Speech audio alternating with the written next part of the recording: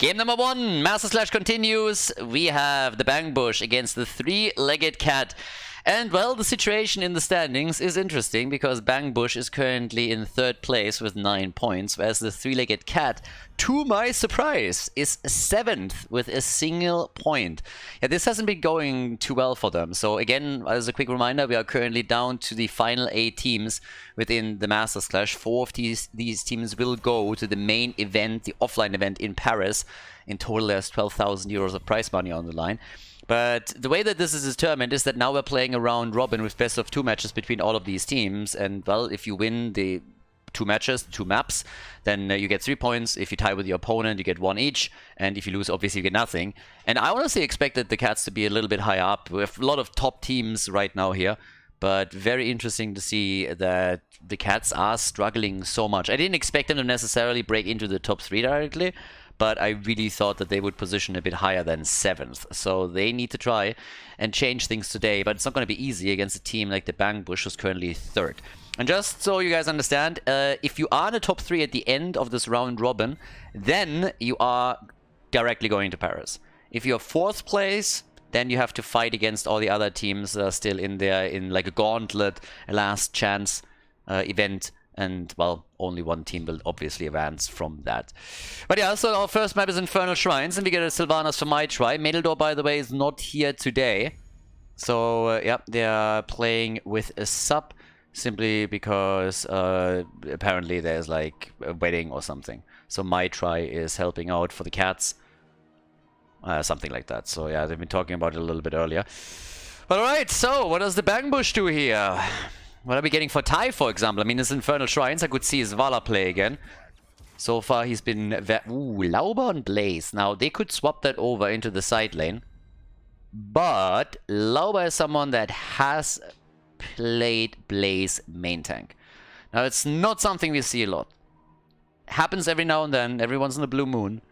But Lauber is the one that usually does it. So there is a chance that they're actually locking in, I don't know, Leoric or some other side lane and then play with Blaze in the main tank position. And Infernal Shrines is usually the map where you would do it. So we get Anduin, we get Leoric.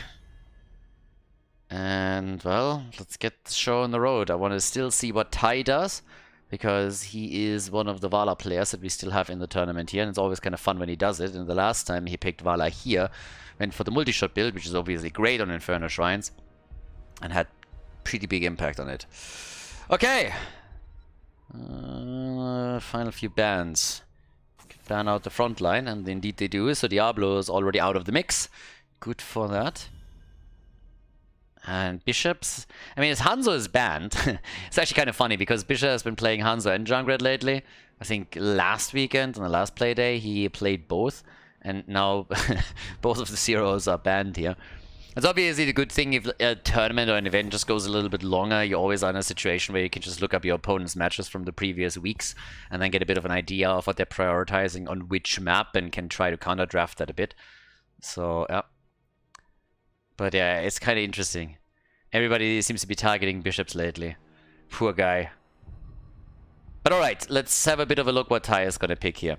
And obviously what we're getting in terms of frontline is Blaze really going to be played as the main tank, or they're going to swap it around afterwards.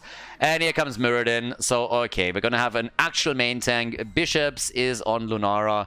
I'm still waiting for Tai to lock a hero in.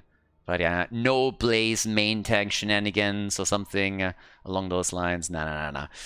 Not today. Okay, so with the final 2 picks for the blue team on our first map in the best of 2. What are we getting here? It's hammer time. Yep, the Hardos have started it again, or Oxygen Esports as they're called now. But yeah, that leads to other teams picking up the hammer too. Okay, so we got Sergeant Hammer, we got Tyrael for the Sanctification to help out, and Anduin. The combo between Sergeant Hammer and Anduin is actually so incredibly annoying. Even if you are able to collapse on Hammer, if Anduin is around, he can always pull out. So now we got Tai, final pick. And what's it gonna be? There's no Chromie on their side or anything, so they have no mages to deal with Hammer. And they go Suljin! Give him the axe, baby! Alright, game number 1, everybody. The Cats going up against the Bang Bush. Game number 1 on the left side in blue. We got the Cats with Dracula on Tyrael, Maitri on Sylvanas, Captain Rex on Anduin. We got Johan on Leoric. That's actually kind of interesting here. Again, they switched the main tank over. So Tyrael is now played by Dracula instead of previously by Johan. We got Hireth on Sergeant Hammer for the damage from afar. And over to the right side of the map, it's Henning on Rega. We got Skog on Blaze, Tai with Suljin. I mean, if you pick Suljin after Hammer is picked, then I want to see the guillotine. Lauber is going for Muradin. And we got Bishops on Lulnara. Okay, let's see what we are getting in regards... How much can Suljin stack? That's, of course, the first question. And by the way, me talking about Guillotine now, of course, you can try and make that play with Guillotine, and if there's a stun from Muradin, you just drop the on-point damage and try to get a quick kill against the Sergeant. But even just stacking your Arcanite access, if you go down that route, is something that you could do here. So there's a couple of things that they can really try and pull off with Suljin. It's not really a very common pick. It has been played before by Make in particular. But Tai has always been like one of these auto attackers. I mean, again, he played a Zeratul a ton. We've seen a lot of Tracer from him. Vala in particular was one of his go-tos. And Suljin kind of falls a bit into that category of an auto attacker that he can now cause trouble with. So if they are successful against Hammer or not, that's something that time will tell. For the Sergeant, of course, it's going to be quite important to reach level 7 as quickly as possible. Might end up in a situation where the blue team is just giving up the first objective because they cannot position with Hammer properly yet. But one of the reasons why the Sergeant is so good on this map is like you can position in so many situations just outside of the shrine and do a lot of damage. Cover a huge chunk of the area. And that really, really helps you there. So camps after the 1 minute mark are as usual attacked, and it's the battle for the third camp that we're seeing first, and that's exactly what's happening down here at the bottom of the map. With already Tai starting to stack a little bit. He went straight into the recklessness over here and is trying to get his EU and Axe as high up as possible. And the cool thing about a hero like Suljin is obviously that he stacks very heavily into the late game. Now, normally when you're going up against really good opponents, they will make it a bit harder for Suljin to easily stack. But if you are somehow ending up in like a 25-minute game, or even more than that, then Suljin can, of course, really, really hit hard. And that's not only true for his baseline and his auto attacks, but at the same time for his potential level 7 that we might see picked here. With level 4, we got for the Sergeant now the Siege Tactics, the standard talent, not going for Nick's wild approach. And Nick as usual has his like own ideas again when it comes to talent choices, and we've seen that in the last week of the Masters Clash. Even, I mean, Hazorps, for example, plays it for Oxygen Esports. Again, Hardos have been picked up. Then he still goes for the normal build too. But Nick on Liming, when he plays Battlefield, and also on Sergeant Hammer, has sometimes some pretty alternative approaches there. The man apparently gets bored with old builds. And, well, I don't blame him, but we'll see how much success he's going to have with that in the long run, especially when we're talking about the main event and not part of the, so to say, qualifier here. But yeah, so for now, we have level 7 popping up next, and that's where the teams are starting to move towards the top. Keep in mind, we don't have a single global in this game. There's no Falstead here. We don't have the Haka, so you can't keep anybody at the bot lane and then simply global up. So if you want to have that early talent, you need to keep heroes like Suljin or whoever a little bit farther back. And Tai is now rotating back late, but that allows them to pick up the early level 7. So right now the Cats have to make a decision. Do they really want to fight against that extra talent, and do they want to fight with Sergeant Hammer in such a battle when they don't have the mobility that their own level 7 talent would provide them with? So that's going to be the question here. Oh, and a 3-2-3 movement right away. They actually lose somebody. It doesn't seem like it, so I guess we're talking mainly about voice and Discord problems. But you can already tell here in the middle. So what has happened here? We have Leo moving into the mid lane now because they realized with Suljin dealing with the bot lane first and then moving up towards the middle and now to the top, that the experience lead that we're seeing for the red team is actually quite significant. So if they don't respect that, then they will go up against their talent advantage. So they had to rotate Leoric into the middle of the map, take an additional wave out, and that will slow the process a bit. But if you're just looking at what's happening on the Shrine, for example, Skork has started to take the position here, and he's currently sitting with his team at 25 stacks against 6. So already as is, the advantage for the Bang Bush is quite significant for objective number 1, which was to be expected. I mean, I talked about it earlier. It's a little bit tricky for Herath to really have a good time and contribute to the fight when he can't position himself with a level 7 talent. So now, of course, he could always try and siege up here, but he would be pushed back and probably stunned out regardless, and then Anduin has to come in and save your steely ass. But as it stands now, the situation is very solid for the Bang Bush. The only question, of course, is can they once... Well, first of all, the question is what is happening for Soldier on level 7? For Sergeant Hammer, we kind of know that already. But we definitely have to see what's happening when we're making that move into the first fort, because I would still assume that the red team is going to grab the first Punisher here. But yeah, so with them resuming the game, yeah, there's the kill. Yes, first blood and level 7. Nicely done. The flank from Tai successful. Ah, job well done. And now, moment of truth. Tai, what's it going to be? More stacks? Trying to exploit the lack of glorious mobility for Sergeant Hammer a little bit. The desperate prayer for for Anduin. That comes a little bit late. Praying after the fact apparently here. Zul'jin is still waiting. Yeah, haven't seen anything yet. They're going towards the top. Trying to go for might. Oh, careful. And there they are. Arcanite access. He's going to stack against them. So that's going to be useful against Sergeant Hammer too. And they're already working it. So very, very nice damage here. Very quickly at the top fort. And with the help of the Frozen Punisher, they take the first structure down. Easy peasy. Yeah, good shit. So the blue team is... I mean, I don't want to say struggling. Again, they just lost one objective. It's not really that big of a deal. Losing a fort, that hurts a lot. So that's a bit unfortunate. And now there's a second kill also for the Bang Bush, which of course is going to also increase stacks a bit for Tai. The momentum is in the hands of the red team. There's no denying that. Now this is still recoverable. We're still ahead of level 10 abilities. Yeah, another objective gets locked in quickly. But here's now the opportunity, more or less. And as long as they're giving them these fights, Tai is able to stack further, and that's a bit of a problem. But they kill at least Muradin, so good for them. But you have to respect that late game of Zul'jin. Now he's at 9 stacks currently, so that's not really that much of a problem yet. But we're definitely going to keep our eye on the baseline of Zul'jin and also on his level 7, because as this continues, things are going to get much, much more difficult, especially, of course, for Anduin, who's going to try and keep everybody alive here. And a few extra stacks, obviously, it never hurt anybody. So Tai is able to get up to 11. And once that he hits 15 on the baseline, his first quest reward is kicking in, which means he gets a range increase, which makes it even easier to land stacks. And there it is! They actually went for it! We actually get Guillotine. Again, against Sergeant Hammer, we get Guillotine now. They want the on-point damage, and the question is, can they land that? If Anduin has the potential to ruin a lot of these plays here, and normally I would really promote, like, ask somebody to go into that Stingo here, especially, of course, with a level 20 as a potential pick. But here they want to get the blow-up option against a hero like Sergeant Hammer in the back and, of course, reach him somehow. Yeah, we got Napalm. And Leo is teasing his 10. There's no way he doesn't pick. There's absolutely no way he doesn't pick Entomb. Lunar, oh my fucking god, are you joking? He went March of the Black King? Lunara didn't even pick Leap. Why would you do that? Just because of the bunker? That's not enough. We've seen plenty of blazes against Leo.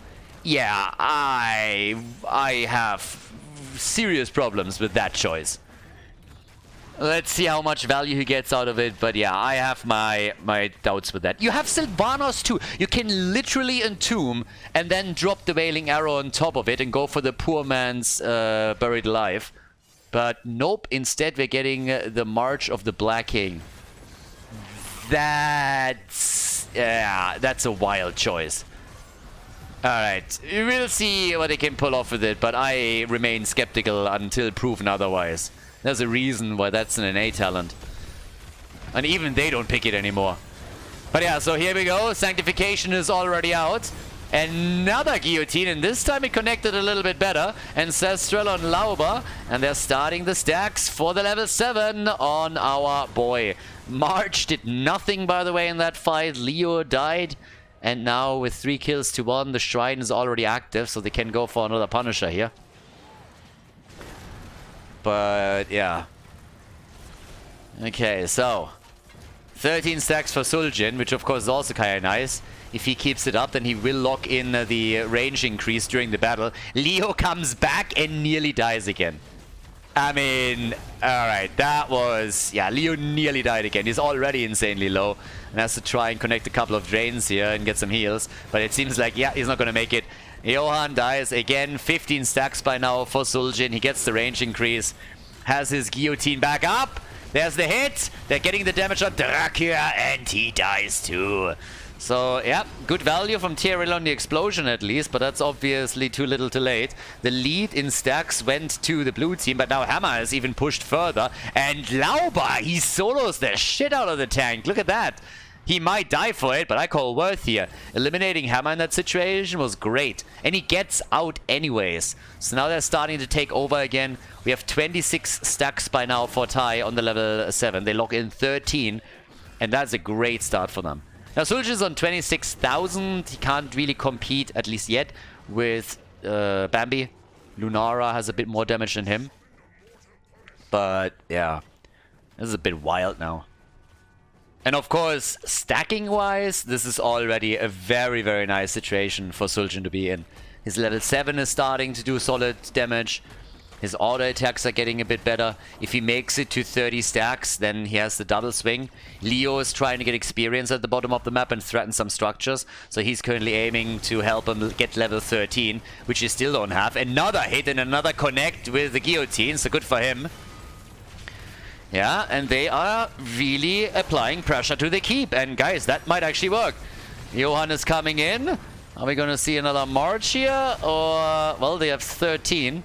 Lauber got to jump out. Yeah, Leo is looking for a target to entomb. Just kidding. So, yeah. They're trying to force the fight, but I don't think they can. They're still 2 levels behind. And Leo is again incredibly low. Super quickly. I mean, boy. Yeah, he's getting a little bit farmed here. There's a couple of... I mean, I'm getting murky vibes over here. So, Leoric turns into Leorki.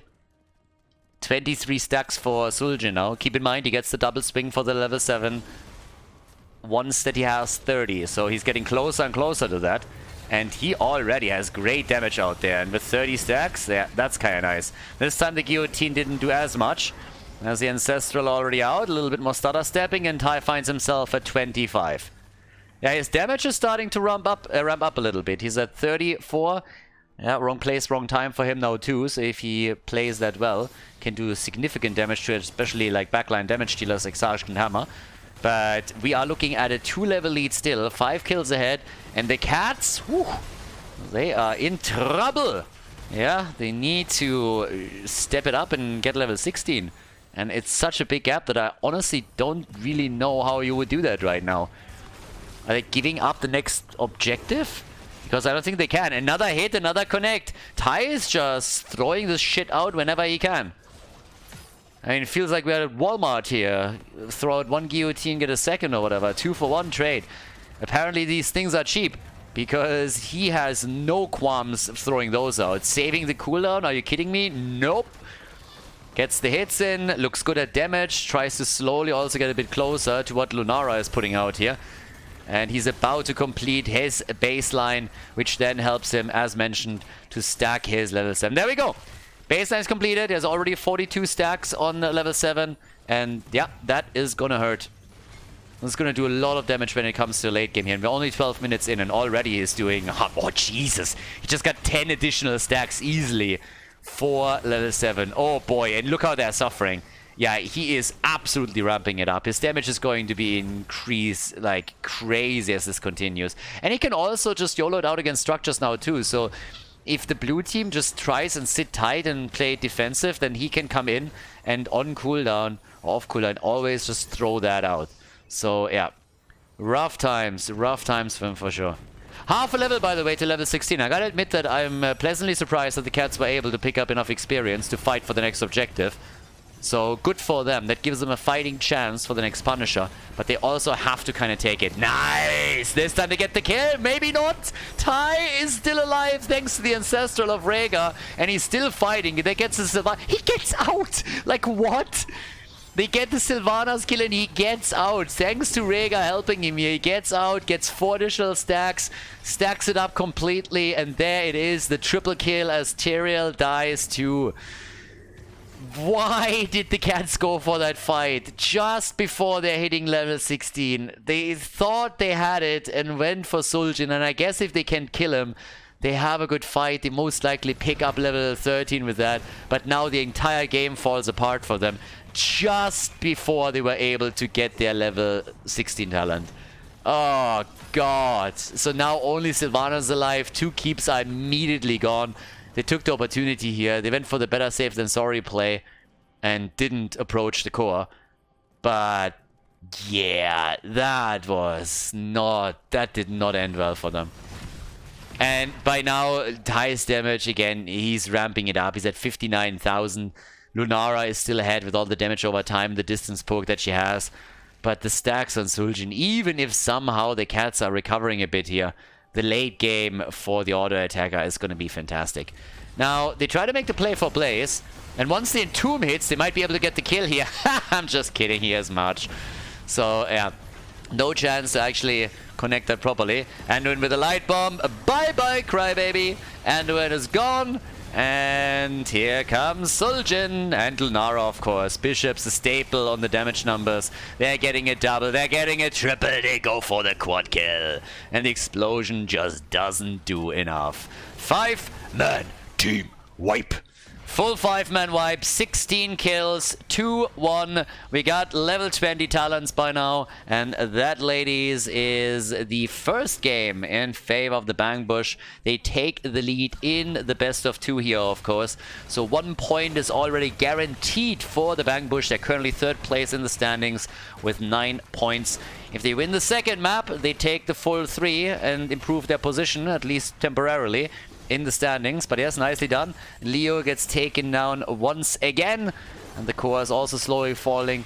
Leorki has died 6 times in total, and they're just farming heroes at this point. Gotta get all of the experience. Gotta go straight up for that. So yeah, as it stands, great play. Very dominant performance. Sul'jin has nearly caught up with Lunara, by the way. Only reason he didn't is because the game ended. But yep, nicely done. GG. 21 kills, 2-1 as the Bang Bush takes Infernal Shrine. Before we head into game number 2, make sure that you subscribe to the channel if you haven't done it yet so you don't miss out on any future content here on Khaldor TV. Battlefield of Eternity, the Bang Bush is ahead. Quite a beating that the cats received. Yeah, the cats are lately thrown into cold water time and time again, and they don't like it even a little bit. So now it's their map choice. They did not go for first pick, first ban. They actually gave it over. And now, after Sul'jin was so successful already on the last map, let's see what they're going to do here. But yeah, I kind of like the way that the Bang Bush is running the show, and of course they are trying to establish, like solidify their position in the top 3 more. The top 3 qualifies directly for Paris, and that's exactly what they want to do here. Yeah, and for the cats it's rough.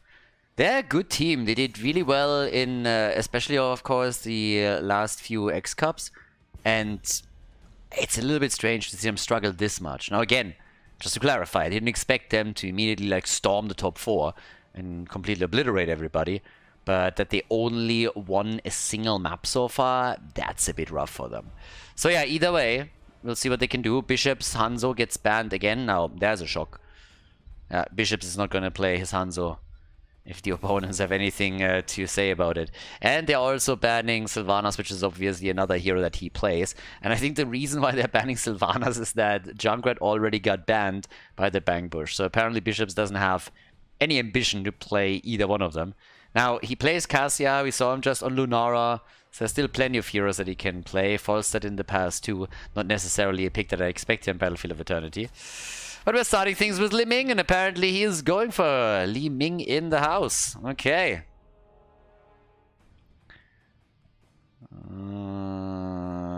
Right. What's the strategy? I actually don't think that it's going to take very long until we're going to see hammer bans. Particular against Oxygen Esports. That's going to happen eventually again. Which is probably the moment in time when Hazu is going to bust out the Vikings a few times again. So yeah, just like keep the opponent guessing. Blaze and Lunara. Okay. they looked at the composition of the Bangbush in the last game and they were like, that seems to be not too bad. So let's take it this time. No, I mean, Blaze obvious is always good choice. And then you have Lunara, who is very good. Especially considering that we're now heading into this one too. Diablo for Lauber and Regar for Henning. Okay, Ty, what are we gonna get from him?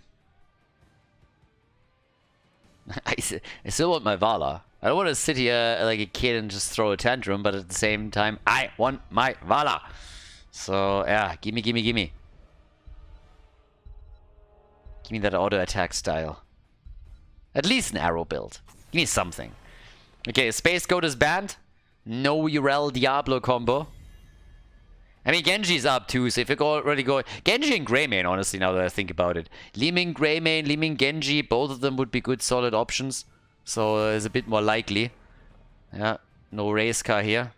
Johan, obviously, quite solid on his Garrosh, but these days... Now that Blaze has been locked in by Drak here, it seems a bit more likely that Johan is playing the main tank on the map number 2, and then you really want to get rid of Garrosh. I mean, he's pretty good with that. Muradin is still up. Always take him. Jojo. And we're getting Imperius. And Anduin again. Alright. Are they now going for the Anduin plus Sergeant Hammer play? It would be kind of funny. But you have Li Ming already against you. So one mage that can try and get close enough to YOLO a couple of combos out.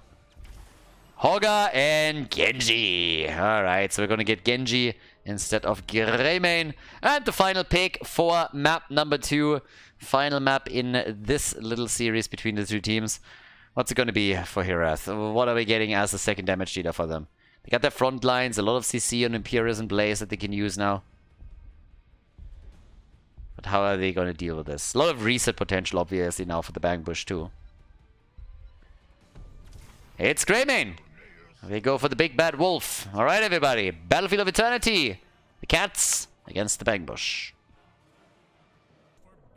Game number 2. Opportunity for the Cats to at least get one victory in this series and lock a point in. We have them on the left side with Dracula and Blaze. Hirath is playing Greymane. We got Mitra and Lunara. Captain Rex on Anduin. And Johan on Imperius. And the Cats have been drowning in game number 1, so they somehow gotta claw their way back into it. We got Henning now on Rega, Tai on Hogga, Lauber on Diablo, Bishops on Genji, and Skog is playing Li Ming. So, let's go. Toxic Diablo, Lauber is pulling a breeze here. Yep, and everybody is just at the bot lane. I mean, again, Sylvanas has been banned, so there's no sneaky attack for any of the towers just yet. I'm just gonna have that as a bit of an action play. Oh, Captain Drax is eating the Li Ming combo immediately. A bit unfortunate for him. Okay, next hit. Bishops slowly making his way over too. And they're going for Henning! They got the kill. I was about to say nearly, but I think that Lauber just killed Rhaegar. Didn't he just flip Blaze over into range and he could get the hit? So yeah, Lauber, you naughty, naughty boy. Killing his own support player. I mean, honestly, if I was Rhaegar, I would just deny him the Ancestral later. I would just be like, dude, no. Like, even when he died once, Lauber's just sitting there thinking like, hey, I just didn't want to die first this time. Somebody else has to do it, so yeah. But yeah, we got top side, Hogga already pogging it out. Pong, pong, pong, pong, pong. Just trying to get the camp here. Each team is locking one of them in. And bot side, Li Ming is getting some damage, yeah. Skog is making the acquaintance of Lunara, the Christmas Bambi, the reindeer. Lauber that's a kill. Okay, much better opening now for the Cats. Way better. Game just started. They already have 2 kills, and they are taking one of the towers down. So that is a much better start. I mean, honestly, they already have more kills in this game after 2 minutes than they had in on map number 1. So already things are looking way better for them. A lot more pressure now. They got their stuns collected at the bot lane, and they're breaking through that wall with ease. No problem. Anduin, on the other hand, he might have a problem now that we're talking about it. Yeah, Anduin is on the run, and he is dead. Oh, Henning! 60 HP, and he makes it out. Oh boy.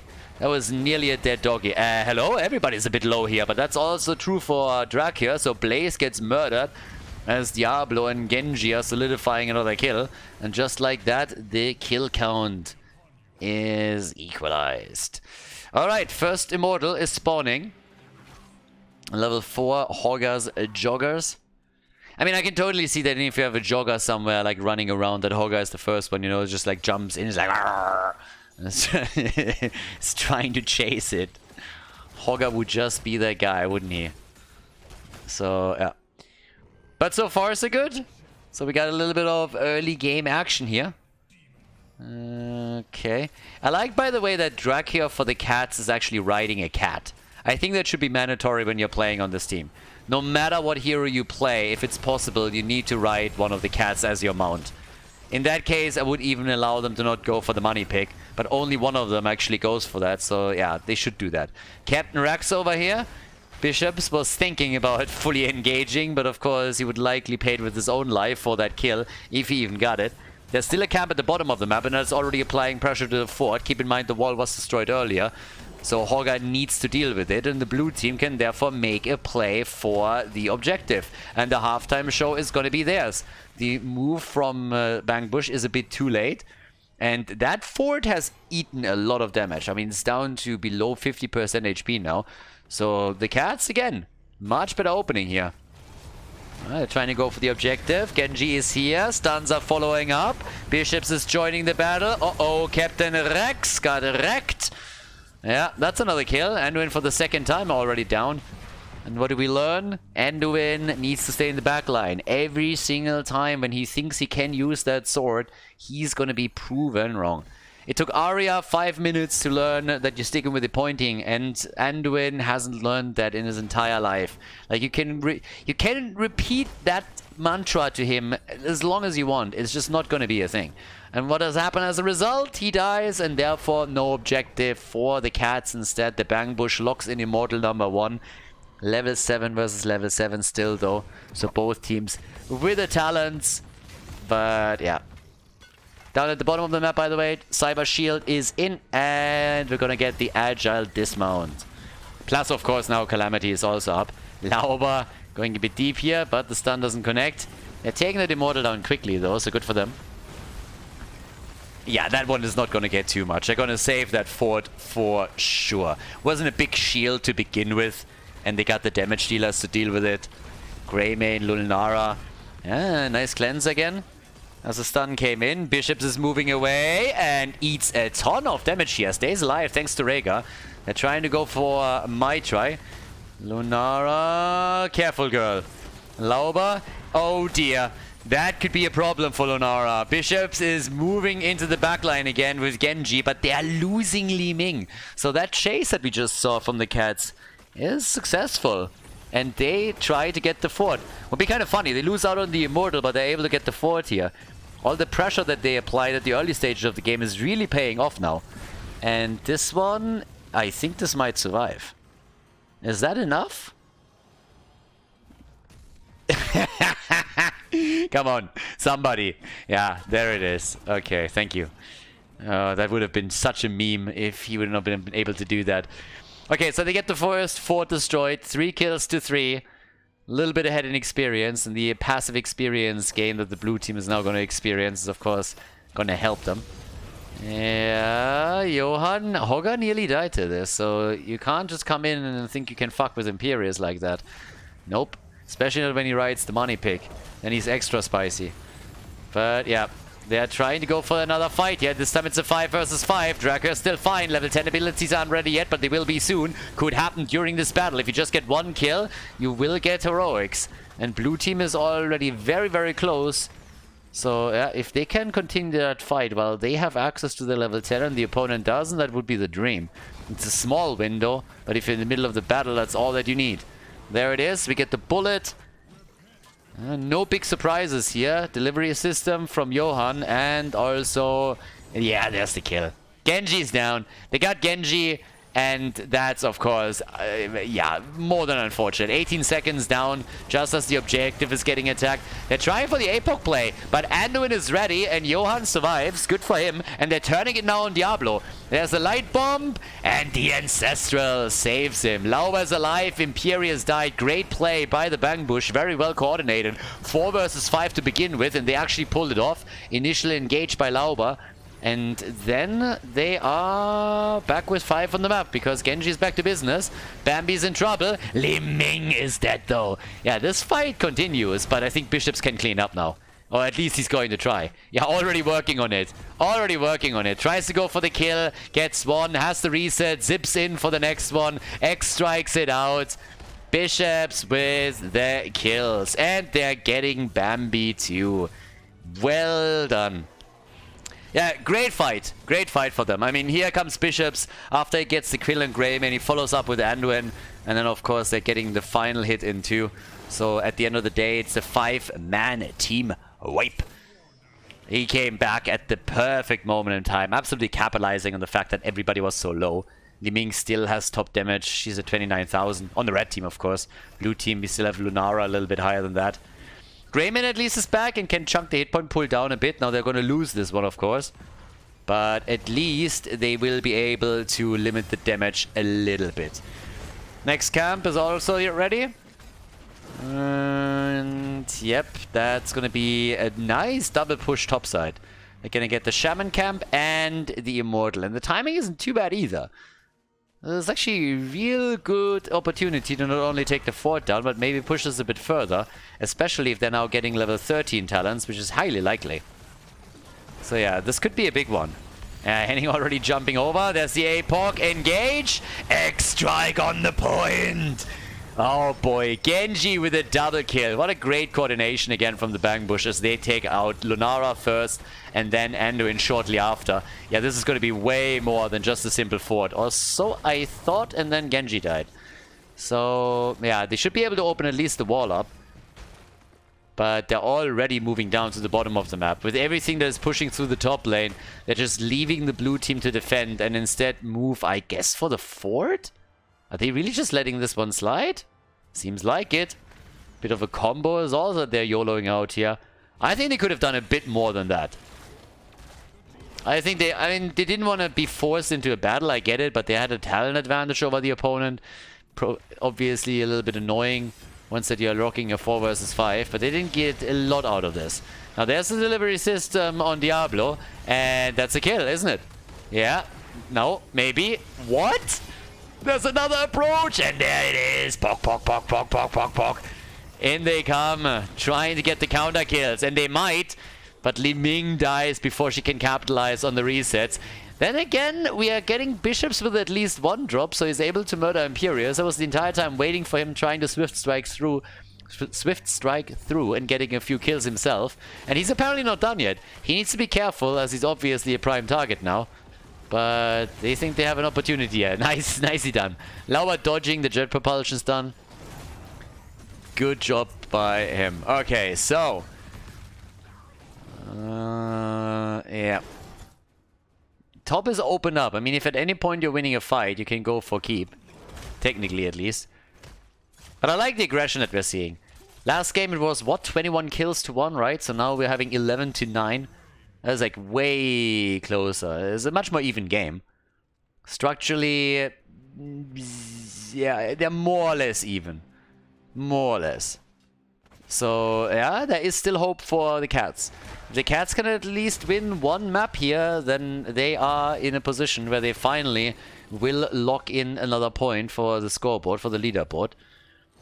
And they know that, I mean, again, they're running out of time, right? So if they want to have a chance, or if they want to get a better position for the gauntlet to try and hit 4th place here, then, yeah. Hogger, hello? Hogger? The flea bag is dead. That's shitty timing. That's not good for the Bang Bush. Yeah, the cats are showing their claws now. They're really trying, aren't they? But here comes Lauber again with the Apocalypse, but he doesn't get the engage that he wanted. So now he might be in trouble. Yeah, that particular ult from Anduin didn't really go very far. But Lauber is low, and they nearly take him down. Oh boy, that would have been a glorious kill, but, well, they locked the halftime show at least in. 10 kills to 11 now. That could have gone way better for the blue team. If they get 1 or 2 more kills, which was definitely realistic in that situation, that would have been great. The problem is they have to deal with this top lane pusher. They're going to lose their keep. And yeah, that's what Dracula is. So Diablo is already... Diablo and Hogger, they're already all back, so it's a 5 versus 5 now. Nobody has level 16 yet, but here comes the fight again. Henning in trouble, and he's gonna die. Unless he has another heal, he's gonna fall. And he has another heal, but he's still dying, isn't he? Yeah, likely gonna fall in a second. Johan is low, and Rega survived. Rega actually made it. But Bambi didn't, so how the hell? They're always turning these fights around. It's actually a little bit crazy. Rega made it, and instead we now have the cats down 1 damage dealer as they lost Lul Nara. Alright, so they can poke a little bit more. Obviously they're still ahead on the objective, but so far the blue team hasn't won a single Immortal yet, and they're trying again right here. Lauber, low, but Imperius is dead. They tried a 4 versus 5 and it's absolutely not working out. They lose 2, they lose 3, and they're gonna lose everybody. The cats are drowning once again, thrown big time into a big bucket of cold water. Yeah, and I don't think they're enjoying that one. So it looked amazing on the objective. It really looked great. But now they lost once again nearly everything. I feel a bit sorry for them. They had such a great game. Like multiple times, they really were the ones calling the shots, making the plays. And now they're just falling behind again and again and again and again. I mean, initially, they got a kill on Hogger. They played a 5 versus 4. Nearly got 2 follow-up kills. If they got those 2 follow-up kills, that Immortal would have been theirs 100%. But they just couldn't. And instead, we're having Li Ming and Genji now with 41 and 55,000 damage. Really nice work. Greymane and Lunara on the other side are not too far behind. But they just can't get those also important kills whenever the objective is up. We have 16 kills to 10 now, and this is looking more and more like we might see the first keep fall. The Immortal is still going to do a bit of damage. It's not going to be able to do everything here. It all depends on whether or not the cats can get a kill, or if it's once again the Bang Bush that is pulling ahead here. Yeah, but they're retreating now. Drak here has to bunk up. Yeah, the bullet hits again. Can they slow them down enough to get a kill here? Hogger, where are you going, bro? Alright, gets away with the Hortapult. But there's Lauber with the engage on the APOC. X-Strike! And Captain Rex gets wrecked. Oh boy, it's a triple, baby! Easy triple kill, and that is maybe even a full-on team wipe.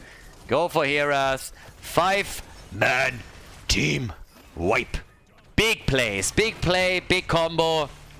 And that was just too much. Hogger coming in from the side. Li Ming with the reset, the combo, the damage. Well, and just like that, we got a 2-0 victory for the Bang Bush in this series against the 3-legged cats. Another 3 points for the red team in the standings at the Masters Clash 2022. Congratulations! A well played and a well-deserved victory.